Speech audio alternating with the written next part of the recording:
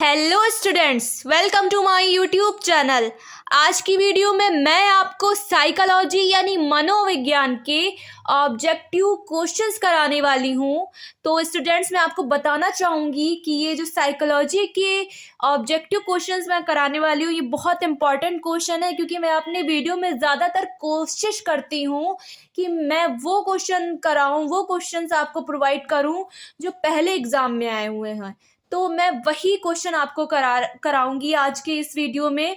और मैं बताना चाहती हूँ कि आप अगर ट्वेल्थ में हैं, ट्वेल्थ आप कर रहे हैं यूपी बोर्ड से, तो आप मेरा ये वीडियो देख सकते हैं, क्योंकि अब जो यूपी बोर्ड का पैटर्न है वो पहले से काफ़ी चेंज हो चुका है। अब एग्ज़ाम में आपके काफ़ी ऑब्जेक्टिव क्वेश्चंस आते हैं टेंथ का। तो अब में टेंथ का जो एग्ज़ाम रहता है टेंथ में, तो उसमें तो आपकी 20 क्वेश्चंस रहते हैं ऑब्जेक्टिव। तो अब तो बहुत फ़ायदा हो रहा है बच्चों को, ऑब्जेक्टिव में अच्छे नंबर आप लोग ला सकते हैं। तो मेरा मानना है कि भाई आप लोग ऑब्जेक्टिव तो पूरे तैयार कर लीजिए, क्योंकि हो सकता है भाई थ्योरी जो रहती है, क्वेश्चंस और रहते हैं, वो अब इतने ना कर पाए। तो ऑब्जेक्टिव पे पूरा फोकस करिएगा। अगर पासिंग मार्क्स ही सिर्फ है भाई, नहीं कुछ बच्चे पढ़ नहीं पाते हैं, तो मैं उनसे बोलूँगी कि भाई ऑब्जेक्टिव तो ज़रूर पढ़ लो, पास हो जाओगे आप अगर पढ़ नहीं पाते हो। और बाकी जो पढ़ रहे हैं, कोचिंग्स ले रहे हैं, वैसे साइकोलॉजी के तो मुझे लगता है कोई कोचिंग नहीं लेता होगा, ऐसे ही पढ़ लेता होगा बच्चा। तो मैं बोलूँगी भाई आप लोग मेरा ये वीडियो देखो, इसमें ऑब्जेक्टिव क्वेश्चंस करो। और अगर आपको लॉन्ग क्वेश्चन चाहिए तो वो भी मुझे कमेंट करके बोलो कि मैम मुझे आप लॉन्ग क्वेश्चन करा दिए, इंपॉर्टेंट लॉन्ग क्वेश्चन करा दिए, तो मैं वो भी आपको प्रोवाइड करूँगी, पूरी कोशिश करूँगी। और इसके साथ ही मैं आपसे ये भी बोलना चाहूँगी कि अगर आप बीए कर रहे हो, ठीक है, तो बीए में भी आपका ये सब्जेक्ट रहता है साइकोलॉजी, बहुत बच्चे लेते हैं साइकोलॉजी। अब साइकोलॉजी की मुझे लगता है शायद इसकी आपको बुक वगैरह जल्दी मिल नहीं पाती है। तो मैं बोलूँगी आप मेरा ये वीडियो देख सकते हो। अगर आप बीए भी कर रहे हो तो ट्वेल्थ वालों के साथ साथ अगर कोई बीए वाला स्टूडेंट है और उसका सब्जेक्ट साइकोलॉजी है, तो वो भी मेरा वीडियो देख सकता है। क्योंकि जो क्वेश्चन ये सब्जेक्ट, किसी भी सब्जेक्ट के आप क्वेश्चन ले लो, तो सेम जो ऑब्जेक्टिव में होता है ना, वो आप मॉडल उठा के देख लीजिए, ठीक है। आपके पास मॉडल होंगे जो बीए कर रहे हैं, मैं उनके लिए बता रही हूँ, ठीक है। मॉडल उठा के आप लोग देख लो, तो मॉडल में जो क्वेश्चंस रहते हैं, ज़रूरी नहीं वो एग्जाम में आपके आते हैं, ठीक है। क्वेश्चन कहीं से भी आ जाता है जो आपने पहले पढ़ा हुआ पहली क्लासों में।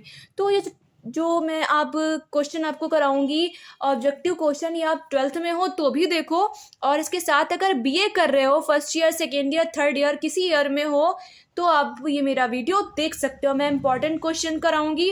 और इसके साथ ही स्टूडेंट्स, मैं आपको जो बीए के और सब्जेक्ट हैं उसके भी मैं आपको ऑब्जेक्टिव प्रोवाइड करूंगी। अगर आपका कोई और सब्जेक्ट हो तो उसके भी मैं बहुत जल्दी वीडियो अपने चैनल पे अपलोड करने वाली हूँ, आप उसकी वीडियो भी देखना।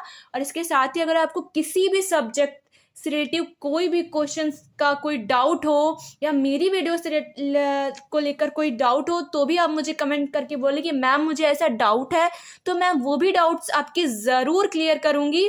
और मैंने अभी बोला कि आपको किसी भी सब्जेक्ट्स की से रिलेटिव कोई भी वीडियो चाहिए तो आप मुझे कमेंट करके बोलिएगा। और इसके साथ ही अगर कोई स्टूडेंट, आपका कोई भाई बहन, कोई दोस्त टेंथ क्लास में हो, तो मैं टेंथ के भी जो आपके मॉडल पेपर्स रहते हैं, अनसॉल्व रहते हैं, वो भी मैं आपको सॉल्व करवाने वाली हूँ। बहुत आसान तरीके से कराऊंगी। मैथ्स देखिए सबसे ज़्यादा टफ होती है मैथ्स। बहुत बच्चों का रहता है कि भाई हमें मैथ्स आती नहीं है, बड़ी मुश्किल से वो खींच खाच के जो पासिंग मार्क्स रहते हैं वो पा पाते हैं, ठीक है। तो मैं बोलूँगी कि आप मेरा वीडियो देखिए, मैं बहुत अच्छे से सिखाऊंगी। ऐसे क्वेश्चंस आपको कराऊंगी जो एग्जाम में आए हैं, और वो जो क्वेश्चन पहले आए हुए होते हैं ना, तो उनकी आने की जो है वो संभावना बहुत रहती है। तो मैं हमेशा यही कोशिश करती हूँ, मैंने पहले भी बोला कि मैं ये कोशिश करती हूँ कि मैं वो क्वेश्चंस आपको कराऊं जो पहले आपके एग्जाम में आए होते हैं, ठीक है। तो इसके साथ ही स्टूडेंट्स, अगर आप मेरे चैनल पे नए हो तो प्लीज़ मेरे चैनल को सब्सक्राइब कीजिएगा, ज़्यादा से ज़्यादा मेरी वीडियोस को शेयर कीजिएगा, और प्लीज़ वीडियो को लाइक भी कीजिएगा। अपने दोस्तों में मेरी वीडियो को शेयर कीजिए, मुझे ज़्यादा से ज़्यादा सपोर्ट कीजिए। मुझे भी अच्छा लगे कि भाई मैं स्टूडेंट्स के लिए इतनी वीडियोस प्रोवाइड कर रही हूँ, उनके लिए वीडियोस बना रही हूँ, तो मुझे भी मेरे स्टूडेंट्स का, मेरे बच्चों का इतना प्यार मिल रहा है, ठीक है। तो देखते हैं आपके ये साइकोलॉजी के जो मैंने क्वेश्चंस लिखे हुए हैं, इंपॉर्टेंट क्वेश्चन, ऑब्जेक्टिव क्वेश्चन, मैं सबसे बोलूँगी आप देख रहे हो ना, तो अपने फ्रेंड को भी ज़रूर शेयर करना, ठीक है। आपका भला हो रहा है ना, तो उनको भी शेयर करना है, क्योंकि उनके भी अच्छे मार्क्स आ जाएं, वो भी पास हो जाए, ठीक है। तो देखते हैं साइकोलॉजी के जो मैंने क्वेश्चंस लिखे हैं। ये हमारा पहला प्रश्न है, प्राकृतिक आपदा का उदाहरण है। इसके ऑप्शन है आपके, ऑप्शन 1 बाढ़, ऑप्शन 2 भूकंप, ऑप्शन 3 चक्रवात, ऑप्शन 4 उक्त सभी। तो प्राकृतिक आपदा क्या होती है? बचपन में पढ़ा होगा किसी क्लास में कि प्राकृतिक आपदाएं क्या होती हैं। तो इसका राइट आंसर आपका होना चाहिए, आपको पता है फिर भी मैं बता देती हूँ कि इसका राइट आंसर आपका होगा ऑप्शन 4 उक्त सभी, क्योंकि ये तीनों ही भूकंप, बाढ़ और चक्रवात, ये तीनों ही प्राकृतिक आपदाएं। ठीक है, अगला प्रश्न है आपका प्रश्न नंबर 2, साक्षात्कार को निम्नलिखित में से किस श्रेणी में रखा जाता है? देखिए, साक्षात्कार को किस जो है निम्नलिखित में से किस श्रेणी में रखा जाता है, यानी जो हमारे पास ये श्रेणियां दी गई हैं इनमें से किस श्रेणी में साक्षात्कार को रखा जाता है?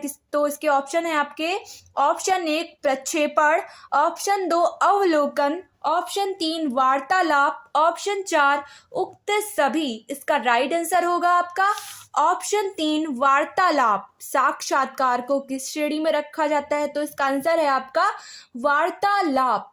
अगला प्रश्न है आपका प्रश्न नंबर 3, परामर्शदाता एक प्रशिक्षित है, क्या है? इसके ऑप्शन, ऑप्शन 1 चिकित्सक है, ऑप्शन 2 अध्यापक है, ऑप्शन 3 अभिभावक है, ऑप्शन 4 मनोवैज्ञानिक है। तो परामर्शदाता जो है वो क्या है? एक अध्यापक होता है। ठीक है, अगला प्रश्न है आपका प्रश्न नंबर 4, किसने बुद्धि को एक सार्वभौमिक क्षमता कहा है? इसके ऑप्शन है आपके, ऑप्शन 1 वेशलर, ऑप्शन 2 बिने, ऑप्शन 3 गार्डनर, ऑप्शन 4 इनमें से कोई नहीं। इसका राइट आंसर है आपका प्रश्न नंबर 4 यानी क्वेश्चन नंबर 4 का ऑप्शन 2 बिने। अगला प्रश्न है आपका प्रश्न नंबर 5 यानी क्वेश्चन नंबर 5, मानसिक उम्र मापक है। इसके ऑप्शन है आपके, ऑप्शन 1 वास्तविक आयु का, ऑप्शन 2 बुद्धि के निरपेक्ष स्तर का, ऑप्शन 3 कालानुक्रमिक आयु का, ऑप्शन 4 इनमें से कोई नहीं। इसका राइट आंसर है आपका प्रश्न नंबर 5 का ऑप्शन 2 बुद्धि के निरपेक्ष स्तर का। अगला प्रश्न है प्रश्न नंबर 6, रेवेन का प्रगतिशील मैट्रिक परीक्षण है एक, क्या है? इसके ऑप्शन, ऑप्शन 1 है अशाब्दिक परीक्षण, ऑप्शन 2 समूह परीक्षण, ऑप्शन 3 व्यक्तिगत परीक्षण, ऑप्शन 4 इनमें से कोई नहीं। इसका राइट आंसर होगा आपका प्रश्न नंबर 6 का ऑप्शन 2 समूह परीक्षण। रेवेन का प्रगतिशील मैट्रिक्स परीक्षण है एक समूह परीक्षण। अगला प्रश्न है आपका प्रश्न नंबर 7, व्यक्तित्व के अंतर्मुखता बहिर्मुखता आयाम का प्रतिपादन किसने किया? इसके ऑप्शन है आपके, option 1 Jung, option 2 Cattell, option 3 Eysenck, option 4 Allport. इसका राइट आंसर है आपका प्रश्न नंबर 7 का ऑप्शन 3 आइजेंक। अगला प्रश्न है आपका प्रश्न नंबर 8, मनोविदलता के लक्षण है। इसके ऑप्शन है आपके, ऑप्शन 1 धनात्मक लक्षण, ऑप्शन 2 ऋणात्मक लक्षण, ऑप्शन 3 मनोगतिक लक्षण, ऑप्शन 4 जो है ऑप्शन 4 उक्त सभी। इसका राइट आंसर है आपका मनोविदलता के लक्षण का ऑप्शन 3 मनोगतिक लक्षण। अगला प्रश्न है आपका प्रश्न नंबर 9, औषधि निर्भरता से तात्पर्य है। इसके ऑप्शन है आपके, ऑप्शन 1 मनोवैज्ञानिक निर्भरता, ऑप्शन 2 शारीरिक निर्भरता, ऑप्शन 3 ए व बी यानी मनोवैज्ञानिक निर्भरता और शारीरिक निर्भरता, ऑप्शन 4 इनमें से कोई नहीं। इसका राइट आंसर होगा आपका प्रश्न नंबर 9 का ऑप्शन 3 ए व बी यानी मनोवैज्ञानिक निर्भरता और शारीरिक निर्भरता, ये दोनों ही औषधि निर्भरता से जो तात्पर्य है यानी औषधि निर्भरता के का तात्पर्य है। ठीक है, अगला प्रश्न है आपका प्रश्न नंबर 10। सामान्य अनुकूलन संलक्षण के संप्रत्यय का प्रतिपादन किसके द्वारा किया गया है? इसके ऑप्शन है आपके ऑप्शन 1 हंस सैली, ऑप्शन 2 मार्टिन सेलिंगमैन, ऑप्शन 3 होल्मस, ऑप्शन 4 लेजरस। इसका राइट आंसर होगा आपका प्रश्न नंबर 10 यानी क्वेश्चन नंबर 10 का ऑप्शन फर्स्ट हंस सेली। अगला प्रश्न है आपका प्रश्न नंबर 11। प्रतिबल की विपरीत अवस्था को कहते हैं। इसके ऑप्शन है आपके ऑप्शन 1 शिथिलीकरण, ऑप्शन 2 अनुकूलन, ऑप्शन 3 चिंतन, ऑप्शन 4 उक्त सभी। इसका राइट आंसर होगा आपका ऑप्शन सेकंड अनुकूलन। प्रतिबल की विपरीत अवस्था को क्या कहते हैं? अनुकूलन कहते हैं। अगला प्रश्न है आपका प्रश्न नंबर 12। संज्ञानात्मक व्यवहार चिकित्सा के संस्थापक कौन थे? इसके ऑप्शन है आपके option 1 Beck, option 2 Rice, option 3 Ellis, option 4 Bandura. इसका राइट आंसर होगा आपका प्रश्न नंबर 12 का संज्ञानात्मक व्यवहार चिकित्सा के संस्थापक कौन थे? तो संज्ञानात्मक व्यवहार चिकित्सा के संस्थापक बेक थे। अगला प्रश्न है आपका प्रश्न नंबर 13। बेंडुरा ने दुर्गति को दूर करने के लिए किस प्रविधि का उपयोग किया है? इसके ऑप्शन है आपके ऑप्शन 1 मॉडलिंग, ऑप्शन 2 विरुचि अनुबंध, ऑप्शन 3 सांकेतिक अर्थव्यवस्था, ऑप्शन 4 क्रमबद्ध असंवेदीकरण। इसका राइट आंसर होगा आपका ऑप्शन 3 सांकेतिक अर्थव्यवस्था। बेंडुरा ने दुर्गति को दूर करने के लिए किस प्रविधि का उपयोग किया? तो सांकेतिक अर्थव्यवस्था का उपयोग किया था। ठीक है, अगला प्रश्न है आपका प्रश्न नंबर 14। संचार कौशल के लिए कौन सा कौशल अनिवार्य नहीं है? इसके ऑप्शन है आपके ऑप्शन 1 प्रभावी बोलना, ऑप्शन 2 प्रभावी ढंग से सुनना, ऑप्शन 3 अशाब्दिक संचार, ऑप्शन 4 सामवेगिक स्थिरता। इसका राइट आंसर होगा आपका प्रश्न नंबर 14 का ऑप्शन सेकंड प्रभावी ढंग से सुनना। अगला प्रश्न है आपका प्रश्न नंबर 15 यानी क्वेश्चन नंबर 15। मन के गत्यात्मक पहलू हैं। इसके ऑप्शन है आपके ऑप्शन 1 अहम, ऑप्शन 2 इदम, ऑप्शन 3 परहम, ऑप्शन 4 उक्त सभी। इसका राइट आंसर होगा आपका ऑप्शन 1 अहम। अगला प्रश्न है आपका प्रश्न नंबर 16। स्थायी धब्बा परीक्षण में कुल कार्ड की संख्या कितनी होती है? इसके ऑप्शन है आपके ऑप्शन 1 10, ऑप्शन 2 11, ऑप्शन 3 12, ऑप्शन 4 20। इसका राइट आंसर होगा आपका प्रश्न नंबर 16 का ऑप्शन 1 10। अगला प्रश्न है आपका प्रश्न नंबर 17। बुद्धि का पास मॉडल या सिद्धांत का प्रतिपादन किसने किया है? इसके ऑप्शन है आपके ऑप्शन 1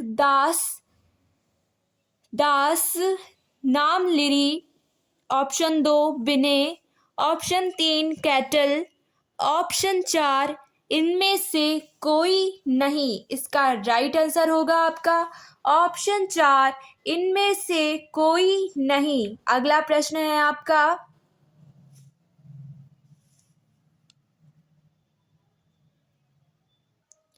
प्रश्न नंबर 18।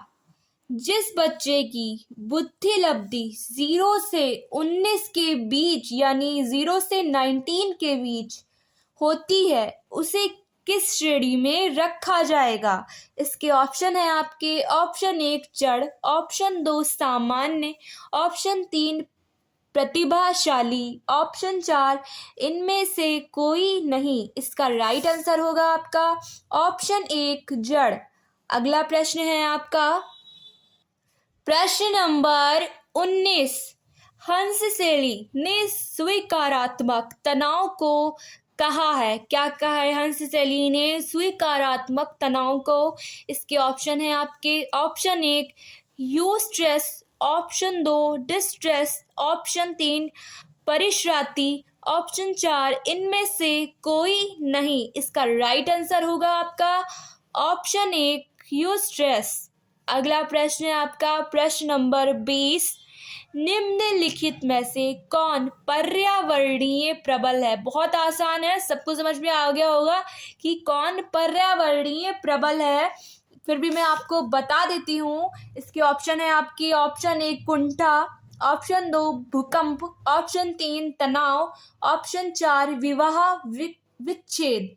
इसका राइट आंसर होगा आपका प्रश्न नंबर 20 का ऑप्शन 2 भूकंप।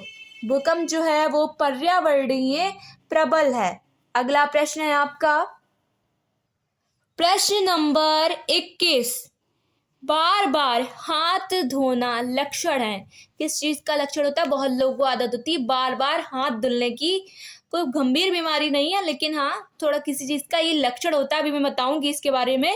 तो इसके ऑप्शन पढ़ लेते हैं। पहला इसका ऑप्शन है आपका ऑप्शन 1 मनोपर्तता, बाध्यता, स्नायु विकृति का, ऑप्शन 2 हिस्टीरिया का, ऑप्शन 3 मनोविदलता का, ऑप्शन 4 स्थिर व्यामोह का। इसका राइट आंसर आपका होगा ऑप्शन 2 हिस्टीरिया का। ये मत समझिएगा कि बार बार हाथ धोना कोई गंभीर बीमारी होती है, तो गंभीर मत समझिएगा। ऐसे ही है भाई, बहुत लोग को आदत होती है, छूट जाएगी, ध्यान देंगे तो छोड़ सकते हैं आदत, ठीक है। अगला प्रश्न है आपका प्रश्न नंबर 22। मॉडलिंग एक प्रकार है, यानी मॉडलिंग क्या है? एक प्रकार का। इसके ऑप्शन है आपके ऑप्शन 1 मनोगत्यात्मक चिकित्सा, ऑप्शन 2 व्यवहार चिकित्सा, ऑप्शन 3 मानवतावादी अस्तित्वपरक चिकित्सा, ऑप्शन 4 उक्त सभी। इसका राइट आंसर होगा आपका प्रश्न नंबर 22 का ऑप्शन 2 व्यवहार चिकित्सा। मॉडलिंग एक प्रकार है, किसका है? व्यवहार चिकित्सा का। अगला प्रश्न है आपका, यह आपका है प्रश्न नंबर 23। देखिए जैसा कि मैं आपको बता चुकी, जितने क्वेश्चन मैं कराती हूँ ज्यादातर इंपॉर्टेंट होते हैं, बहुत इंपॉर्टेंट वाले क्वेश्चन कराती हूँ जो एग्जाम में आए हुए होते हैं। और ये जो क्वेश्चन है आपका प्रश्न नंबर 23, ये आपको जरूर पता होना चाहिए। कोई भी एग्जाम दे रहे हो पता होना चाहिए। साइकोलॉजी का है भाई, तो साइकोलॉजी का जब भी जहां दोगे ये क्वेश्चन पूछा जाएगा हमेशा, ठीक है। तो आपका ये प्रश्न जो क्वेश्चन है, मतलब क्वेश्चन नंबर 23 यानी प्रश्न नंबर 23, विश्व मानसिक स्वास्थ्य दिवस मनाया जाता है। इसके ऑप्शन है आपके ऑप्शन 1 10 अक्टूबर, ऑप्शन 2 21 अक्टूबर, ऑप्शन 3 31 अगस्त, ऑप्शन 4 21 नवंबर। इसका राइट आंसर होगा आपका प्रश्न नंबर 23 का ऑप्शन 1 10 अक्टूबर। ये जरूर पता होना चाहिए, ठीक है, क्योंकि जो ऑब्जेक्टिव आपके क्वेश्चन देते थे, देखिए और सारे जो सब्जेक्टिव है भाई, ज्यादातर बच्चे बना बना के ही वहां लिखाते हैं जो सब्जेक्टिव क्वेश्चंस रहते हैं, ठीक है। ऑब्जेक्टिव में नहीं बना पाओगे, तो ऑब्जेक्टिव को याद करो। और दूसरी चीज है, जब तक साइकोलॉजी या जो भी सब्जेक्ट पढ़ रहे हो, ये ऑब्जेक्टिव अगर क्वेश्चन आपके एग्जाम में आएंगे, जो भी अगर आप साइकोलॉजी से BA करो, MA करो, ठीक है, तो अगर ऑब्जेक्टिव पेपर रहेगा तो ये क्वेश्चन आएंगे, ठीक है। इसलिए आपको क्या करना है, क्वेश्चन अच्छे से याद करिएगा। मैंने पहले बोल दिया था, अच्छे से याद करिएगा। BA वालों के लिए भी है, 12th वालों के लिए भी है। अभी से याद करना शुरू कर दो। 12th कर रहे हो, आगे अगर साइकोलॉजी लेना चाहते हो, नहीं भी लेना चाहते हो तो 12th तो कर ही रहे हो, उसमें तो एग्जाम देना ही है आपको। आपका फरवरी में एग्जाम हो रहा है, तो आपको ये याद करना है। और आगे भी क्वेश्चन है, चलिए देखते हैं अगला जो आपका क्वेश्चन है। प्रश्न नंबर 24। आक्रमण का मूल प्रवृत्ति सिद्धांत का प्रतिपादन किसने किया? इसके ऑप्शन है आपके option 1 Freud, option 2 Dollard, option 3 Bandura, option 4 कोई नहीं, यानी इसमें जो ऑप्शन दिए उनमें से कोई नहीं या फिर किसी ने इस सिद्धांत का प्रतिपादन ही नहीं किया। लेकिन इसका आपका राइट आंसर होगा ऑप्शन 4 कोई नहीं, क्योंकि इसमें जो आपके ऑप्शन दिए हैं यानी फ्रायड और डोलार्ड बंडूरा, इन्होंने आक्रमण का मूल प्रवृत्ति सिद्धांत का प्रतिपादन नहीं किया है। अगला प्रश्न है आपका प्रश्न नंबर 25, परामर्श का उद्देश्य होता है। इसके ऑप्शन है आपके ऑप्शन 1 उपचारात्मक, ऑप्शन 2 निरोधात्मक, ऑप्शन 3 विकासात्मक, ऑप्शन 4 उक्त सभी। इसका राइट आंसर होगा आपका ऑप्शन 1 उपचारात्मक। परामर्श का उद्देश्य क्या होता है? उपचारात्मक। अगला प्रश्न है आपका प्रश्न नंबर 26, व्यक्ति के शारीरिक हाव भाव किस श्रेणी का कौशल है? इसके ऑप्शन है आपके ऑप्शन 1 परामर्श कौशल, ऑप्शन 2 साक्षात्कार कार्य कौशल, ऑप्शन 3 मनोवैज्ञानिक परीक्षण कार्य कौशल, ऑप्शन 4 संचार कौशल। इसका राइट आंसर है आपका प्रश्न नंबर 26 यानी क्वेश्चन नंबर 26 का ऑप्शन 2 साक्षात्कार कौशल। अगला प्रश्न है आपका प्रश्न नंबर 27, निम्न में से कौन प्राथमिक समूह का उदाहरण है? बहुत इजी है कि कौन प्राथमिक समूह का उदाहरण है। इसके ऑप्शन रहेंगे आपके ऑप्शन 1 परिवार, ऑप्शन 2 राजनीतिक दल, ऑप्शन 3 वर्ग, ऑप्शन 4 इनमें से कोई नहीं। तो इसका आंसर आपको पता होगा, ठीक है। तो अभी तक मैंने आप 1-2 क्वेश्चन थे, मैंने बोला कि आपको इसका आंसर पता होगा, मैंने भी लेकिन उसका आंसर आपको बता दिया। लेकिन इस क्वेश्चन का आंसर बहुत इजी है। मैं चाहती हूँ कि आप लोग मुझे कमेंट करके बताएं कि मैम क्वेश्चन नंबर 27 का ये आंसर है, ये ऑप्शन इसका राइट आंसर है, ठीक है। तो आप लोग मुझे कमेंट करके बताएंगे, बहुत ईजी है, मुझे बताने की ज़रूरत नहीं है कि प्राथमिक समूह क्या है, कहीं ना कहीं पढ़ा होगा, बहुत इजी है, बताइएगा आप लोग मुझे कमेंट करके।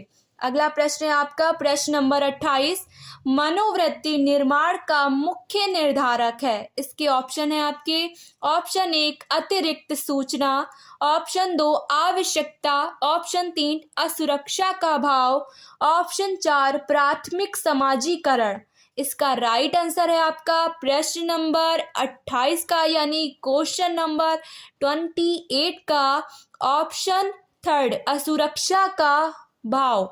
अगला प्रश्न है आपका प्रश्न नंबर 29, बैंडवैगन प्रभाव किसका एक कारण है? इसके ऑप्शन है आपके ऑप्शन 1 समूह समता, ऑप्शन 2 समूह मानक, ऑप्शन 3 समूह ध्रुवीकरण, ऑप्शन 4 उक्त सभी। इसका राइट आंसर होगा आपका ऑप्शन 4 उक्त सभी यानी जो है समूह समग्रता और समूह मानक समूह ध्रुवीकरण, ये तीनों ही बैंडवैगन प्रभाव के कारण है, इसलिए इसका राइट आंसर हुआ है आपका ऑप्शन 4। अगला प्रश्न है आपका प्रश्न नंबर 30, ये आज की हमारी वीडियो का ये लास्ट क्वेश्चन है, साइकोलॉजी का last question, last objective question की क्वेश्चन नंबर है ये 30, व्यक्तिगत भिन्नता का तात्पर्य होता है। इसके ऑप्शन है आपके ऑप्शन 1 व्यक्तियों की विशेषताओं में अंतर, ऑप्शन 2 व्यक्तियों के व्यवहार पैटर्न में विभिन्नता, ऑप्शन 3 ए व बी यानी व्यक्तियों की विशेषताओं में अंतर व व्यक्तियों के व्यवहार पैटर्न में विभिन्नता, ऑप्शन 4 इनमें से कोई नहीं। इसका राइट आंसर होगा आपका प्रश्न नंबर 30 यानी क्वेश्चन नंबर 30 का ऑप्शन 3 ए व बी यानी व्यक्तियों की विशेषताओं में अंतर और व्यक्तियों के व्यवहार पैटर्न में विभिन्नता, ये दोनों ही व्यक्तिगत विभिन्नता का तात्पर्य है। यानी व्यक्तिगत विभिन्नता का तात्पर्य यहाँ पे पूछा गया, तो दोनों ही ऑप्शन इसके राइट आंसर है, यानी ऑप्शन 3 इसका राइट आंसर हुआ। तो स्टूडेंट्स, मैंने वीडियो के स्टार्टिंग में ही आपको बोला था कि आप 12th में हो तो भी मेरा वीडियो देखो, और अगर बीए कर रहे हो first year, second year, third year, किसी ईयर में हो आप, ठीक है। ग्रेजुएशन तब तो 4 ईयर का हो रहा है, कई कई जगह पे बहुत बच्चे 4 ईयर का कर रहे हैं, ठीक है। तो आप कोई भी ईयर में हो, बीए के किसी भी ईयर में हो, साइकोलॉजी आपके पास है, मेरा ये वीडियो देखो, क्योंकि मैंने बता दिया है आपको कि जो क्वेश्चन ये ऑब्जेक्टिव क्वेश्चन रहते हैं ना, ये रिपीट करके आते रहते हैं। एग्जाम दोगे ना, जिन्होंने एग्जाम दिया है फर्स्ट ईयर वालों से पूछा कि कहाँ से क्वेश्चन आए थे, कि कैसे आए। हाँ, फर्स्ट ईयर में अगर आपने एग्जाम दिया है, सेकेंड ईयर में अगर आप हो तो आपको पता होगा भाई कि कैसे क्वेश्चन आए थे, मॉडल से आए थे कि किधर से आए थे, बुक से आए थे, कहाँ से आए थे। ठीक है, तो ये वीडियो जरूर देखें।